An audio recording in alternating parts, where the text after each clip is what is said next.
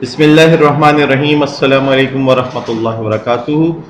Mathematics for class second year lecture number 18। Student, आज हम unit number 2 के question number 10 और 11 एक्सरसाइज 2.2 के क्वेश्चन 10 और 11 को डिस्कस करेंगे इंशाअल्लाह ताला। और जहाँ तक मैं आपको सॉल्व करके दे सकूँगा मैं करूँगा, अदरवाइज जो पेंडिंग और रिमेनिंग सोल्यूशन होगा वो आपको मुकम्मल करना होगा। आइए देखते हैं कि क्वेश्चन क्या है। जी students, question is that A एक पॉइंट है, A is 2/3 the way from 1,10 to -8,4। A जो है वो लोकेट कर रहा है कहीं 2/3 डिस्टेंस फ्रॉम पॉइंट 1,10। 1,10 पॉइंट से 2/3 के फासले पे लोकेट कर रहा है। और ये लाइन जो है वो 1,10 और -8,4 से मिलकर बनी हुई है। उसके ऊपर ए पॉइंट 2/3 डिस्टेंस के ऊपर मौजूद है। And B is the mid point of, B एक पॉइंट है जो कि मिड ऑफ 0,-7 और 6,-11 है। तो आपको एक ए पॉइंट की लोकेशन कुछ उन्होंने बताई है और बी पॉइंट की लोकेशन इनडायरेक्ट वे में बताई है। ठीक है, दोनों ए और बी पॉइंट की आपको लोकेशन इनडायरेक्ट वे में बताई है। एग्जैक्ट आपको नहीं मालूम है, पहले कैलकुलेट करनी है। और आपसे फाइनली आपसे जो वो पूछना चाह रहे हैं, वो कह रहे हैं find the distance A B, आप बता दो डिस्टेंस क्या होगा। आइए सबसे पहले हम इसकी डायग्राम बनाते हैं। तो इसकी डायग्राम में सबसे पहले स्टूडेंट हमने एक लाइन सेगमेंट ये बना ली 1,10 -8,4, फिर उसके ऊपर दूसरी लाइन 0,-7, फिर 6,-11। ए जो पॉइंट है ये आपको नजर आ रहा है, A point is 2/3 the way from 1,10 to -8,4। इस 2/3 को बहुत अच्छा से समझना है। बहुत सारे स्टूडेंट्स ये मिस्टेक कर सकते हैं कि 2/3 का मतलब 2 इधर और 3 इधर। ठीक है, 2/3 का मतलब ये नहीं है। या तो 2/3 को आप इस तरह से लिखें कि 2/3 इधर और 1/3 इधर लिखें। 2/3 का मतलब 2/3। किसी चीज के 3 बराबर हिस्से किए जाएं, 2 हिस्से एक को दिए जाएं और 1 हिस्सा एक को, 2/3। तो आप ये देखें कि मैंने एक अंदाजे से, क्योंकि एक रफ डायग्राम है, इस लाइन सेगमेंट जो कि 1,10 और -8,4 से बन रही है, उसको गोया 3 बराबर हिस्सों में तकसीम किया हुआ है और 2 हिस्से के बाद कहीं जाके ए लोकेट हो रहा है, एक हिस्सा ये इधर है। तो या तो आप 2/3 और 1/3 लिख लें कि 2/3 ये डिस्टेंस हो गया, पीछे 1/3 रह गया। 2/3 अगर हो गया फासला तय तो 1/3 इधर रह गया। अब 2/3 और 1/3 का अगर आप रेशो निकालोगे तो 3 और 3 दोनों के डिनोमिनेटर कैंसिल होकर 2:1 ही आता है। ठीक है, तो ये बहुत अच्छा सा आपने जहन में रखना है, क्योंकि आगे जाके क्वेश्चंस में 3/5 हो सकता है, 1/4 हो सकता है, इस तरह की वैल्यू चेंज करके आपसे सवाल भी पूछा जा सकता है और क्वेश्चंस आएंगे भी। तो एक तो ए की लोकेशन इस जगह पे कहीं हमने रिप्रेजेंट की, और एक्चुअल क्या और कोऑर्डिनेट्स हैं, ऑर्डर्ड पेयर क्या है ए के, ए एक्स कॉमा वाई किसके बराबर है, ये हमें पहले निकालना होगा, तभी हम ए बी डिस्टेंस निकाल सकेंगे। अच्छा, B is the mid point है। मिड पॉइंट है तो ये जो रेशियो है जिसमें ये 0,-7 और 6,-11 का मिड पॉइंट बन रहा है, तो ये 1:1 कहलाएगी, क्योंकि मिड पॉइंट है। मिड पॉइंट में रेशियो जो है वो 1:1 हो रही होती है। ठीक है, तो ये तो डायग्राम आपको क्लियर हो गई होगी। हमारा काम यही है, सबसे पहले हम ए का लोकेशन रेशियो फार्मूले की मदद से निकाल लेंगे। रेशियो दी हुई है, इंटरनल डिवीजन हो रही है, और ये x1 y1 x2 y2 m1 m2 ये हमें दिया हुआ है। ए एक्स वाई निकल आएगा रेशियो फार्मूला से पूरा। जी स्टूडेंट, तो आइए क्वेश्चन के सोल्यूशन की तरफ बढ़ते हैं। मेजर ए बी हमें कैलकुलेट करना है फाइनली, और ये डायग्राम आपके पास मौजूद है हमारे पास। सबसे पहले हमें स्टूडेंट क्या करना होगा, हमें first of all we find the coordinates of A and B. A और बी के कोऑर्डिनेट्स मालूम करेंगे तभी तो हम मेजर ए बी को मालूम कर सकेंगे।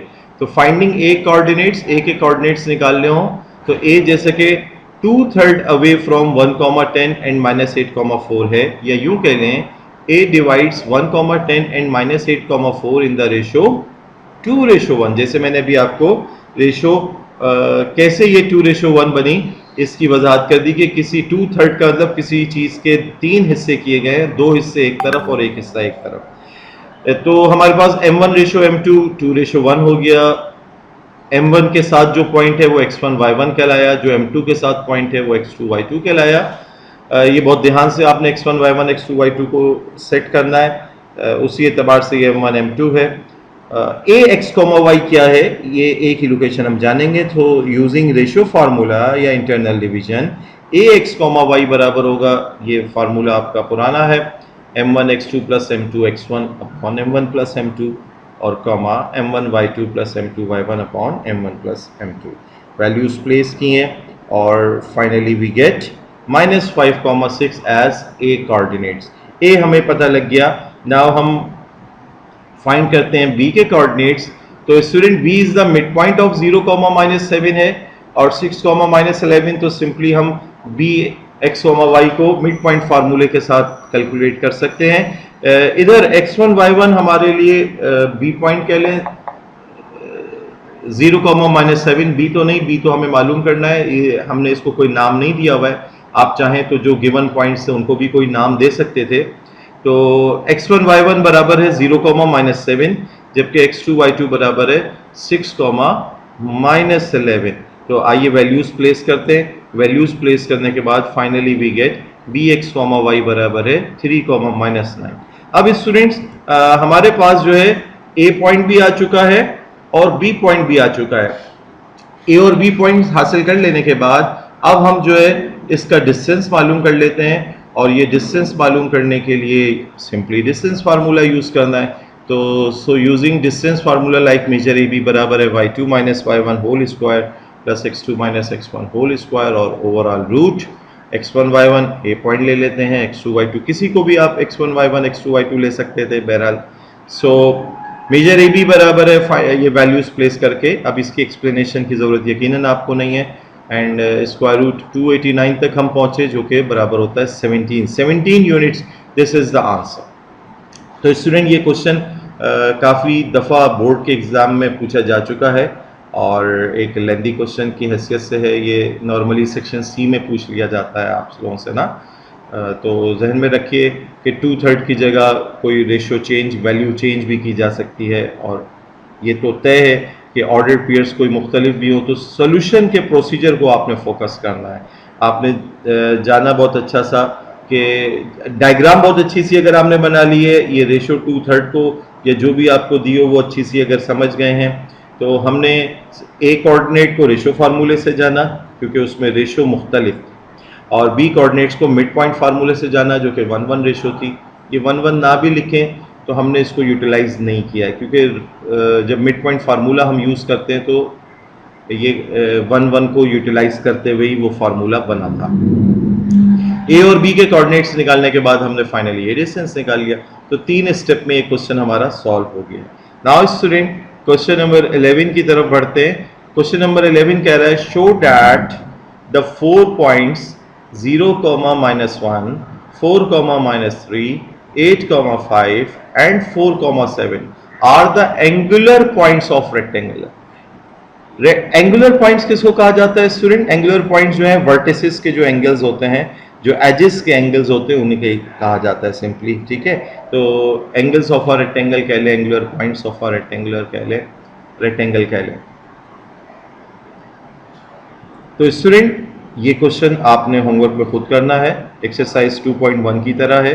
ये मैं डायग्राम के साथ आपको हिंट सिर्फ दे रहा हूँ, सॉल्व आप खुद करेंगे इंशाल्लाह, ठीक है। तो स्टूडेंट एक रेक्टेंगल ले लिया हमने और हमने ए बी सी डी बिल तरतीब रिस्पेक्टिवली ए क्लॉकवाइज कर ले या एंटी क्लॉकवाइज चला ले, लेकिन ये तरतीब चलानी है। A 0, -1, B 4, -3, C 8, 5 and D 4, 7। ये हमने पॉइंट्स इधर प्लेस कर दिए। Let A B C D are the points of the angular points of the rectangle. अब ये साबित करना है कि आया वाकई ये रेक्टेंगल के पॉइंट्स हैं या नहीं। साबित करने के लिए स्टूडेंट करना वही है आपने जैसे एक्सरसाइज 2.1 में कर ही रहे थे कि ये जो ए बी का डिस्टेंस है वो सी डी के डिस्टेंस के बराबर लाके प्रूफ करके दिखा दीजिए और ए डी का जो डिस्टेंस है वो बी सी के डिस्टेंस के बराबर प्रूफ करके दिखा दीजिए।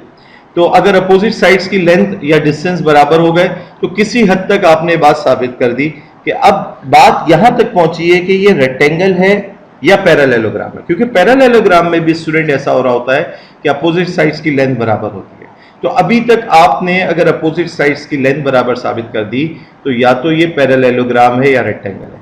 अब हमें तो रेक्टेंगल साबित करना है, तो हम सिर्फ अपोजिट साइड्स की लेंथ बराबर करके नहीं छोड़ेंगे। हमने क्या करना है, एक हम डायगोनल ड्रॉ कर लेते हैं AC, और इसकी भी लेंथ मालूम कर लेंगे, और फिर यूजिंग पाइथागोरस थ्योरम ये 90 डिग्री अगर आपने इधर एंगल शो कर दिया, 90 डिग्री के सामने वाला हाइपोटेनस, इसको बेस ले लें, इसको परपेंडिकुलर ले लें, और अगर इस लेंथ का स्क्वायर, AC का लेंथ का स्क्वायर बराबर हो रहा हो CD की लेंथ का स्क्वायर प्लस AD की लेंथ के स्क्वायर, यानी पाइथागोरस थ्योरम अप्लाई हो रहा हो, दिस मींस यहां एंगल क्या होगा, 90 डिग्री। ठीक है, तो ये आपने 90 डिग्री अगर साबित कर दिया तो ये कंफर्म हो जाएगी ये बात कि ये रेक्टेंगल है, पैरेललोग्राम नहीं है। तो खास हमें रेक्टेंगल साबित करना है तो 90 डिग्री को भी साबित करेंगे, बाकी ये अगर 90 होगा तो ये बात फिर ज्योमेट्री के लॉज के तहत अंडरस्टूड है कि ये 90 है तो ये 90, और फिर इस तरह से होते होते सब 90 हो जाएंगे। तो ये आपका होम टास्क है, इसको मुकम्मल कीजिए खुद से। इंशाअल्लाह ताला नेक्स्ट क्लास में क्वेश्चन नंबर 12 सॉल्व करेंगे। अस्सलामु अलैकुम व रहमतुल्लाहि व बरकातुहू। जज़ाकल्लाहु खैर। सी यू नेक्स्ट टाइम इंशाअल्लाह।